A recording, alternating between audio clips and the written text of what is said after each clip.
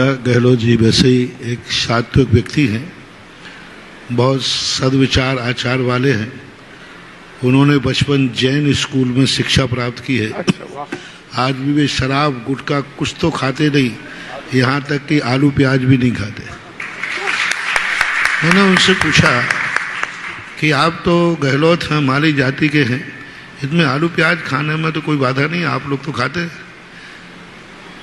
और आप कुछ भी नहीं खाते, कुछ भी नहीं, सुपारी नहीं, कोई गुटखा तो कोई नशे की नाम की चीज़ नहीं। मैंने क्यों? बोले हम एक जैन स्कूल में पढ़ते थे जोधपुर में, वहाँ के एक मास्टर थे, वो कहा करते थे जो जमीन के नीचे के फल खाते हैं वो गंदे होते हैं, अंधकार में होते हैं, उनके पैर मजबूत होते हैं, बुद्धि ठस होती है।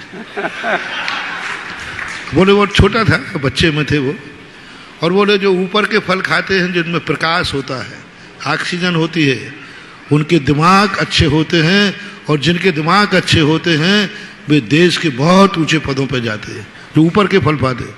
पर वो ऐसी बात उनके मन में बैठी कि आज इतनी उम्र हो गई, बोले जमीन के नीचे का कोई फल आते वो मास्टर जी याद आ जाते हैं। एक संस्कार का इतना बड़ा प्रभाव पड़ता है। और आज उन्होंने भारत का पहला प्रांत की प्रथम घोषणा करके एक अपने बचपन का उपकार और एक भारत की श्रमण संस्कृति के लिए एक अपना मंगलाचरण करके बहुत बड़ा वो आशीर्वाद के पात्र हैं।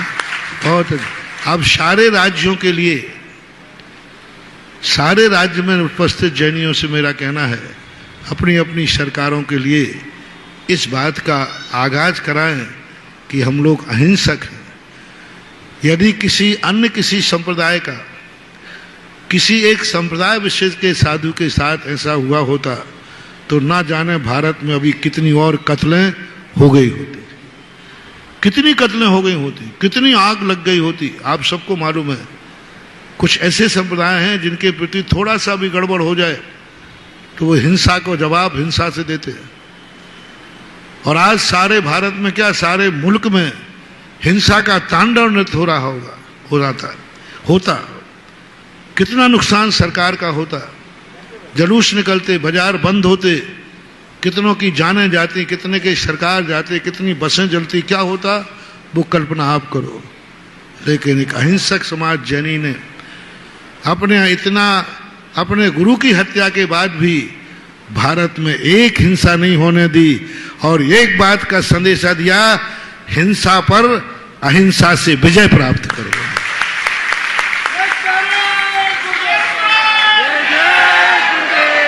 हिंसा का समाधान हिंसा से नहीं होगा। हिंसा का समाधान सरकार भी करती है, कोई किसी को मार देता है तो तुरंत कर्फ्यू लगा देता है कि दूसरी हिंसा ना हो जाए। और ये जैनियों ने सारे भारत में पूरा आंदोलन था, सारे भारत में बड़े बड़े जुलूस निकले, एक कहीं से खबर नहीं आई कि कहीं कोई जन, तन और धन हानि जैनियों ने की है। और दूसरे स्थान पर होते तो कोई जन हानि, कोई तन हानि, कोई धन हानि।